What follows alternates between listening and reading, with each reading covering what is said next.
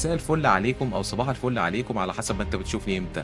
أهلا وسهلا بيكم كل متابعين قناة شوارع مصر، وميعادنا النهارده مع مشروع جديد من مشروعات مصر القومية. وفي بلدنا اسكندرية بقالنا مدة ما اتكلمناش على مشروع تطوير وتوسيع كورنيش اسكندرية، وجايب لكم دلوقتي القطاع اللي هو من أول المنتزه، من أول سور المنتزه لغاية الجزء بتاع كوبري السادات ونفق السادات. خلاص الحمد لله هم خلصوه، وخلصوه في وقت زمني، وقت قياسي يعني.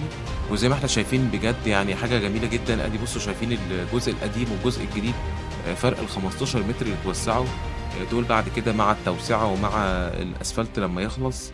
بجد هيبقى حاجة كويسة جدا، لان فعلا الحتة ديت في الصيف بتبقى زحمة من أول المنظرة ولغاية 45 مع التوسعة اللي عملوها بتاعة محور السادات. فاضل لنا إن شاء الله بقى إيه يعني الحتة بتاعة بير مسعود، وإن شاء الله تخلص برضو. بس أنا قلت أجيب لكم بقى إيه الجزء اللي هو خلص.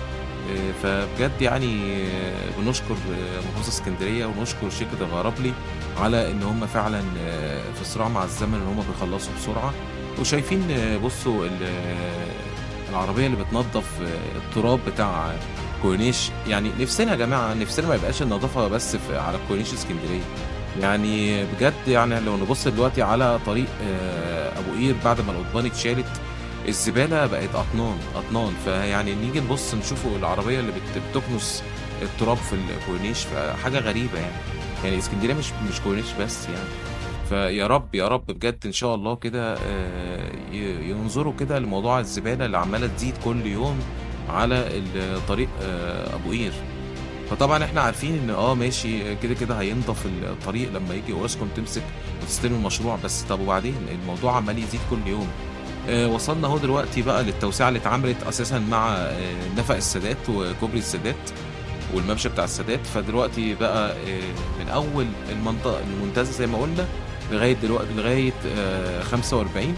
بصوا جمال بقى المشروع دوت لما خلص، بجد حاجة جميلة وحاجة أضافت للمكان يعني. كده احنا داخلين بقى على 45، كده بنسيب طريق البحر وكده بنخشوا بقى على 45 وعلى قبل السكة. متابعتكم لاخر الفيديو، واستنوني ان شاء الله كده في حلقات جايه كتير عن مشروع تطوير اسكندريه وعن مترو اسكندريه وكورنيش اسكندريه. كنت معكم اخوكم مينا فايز، وشارع جديد من شوارع مصر.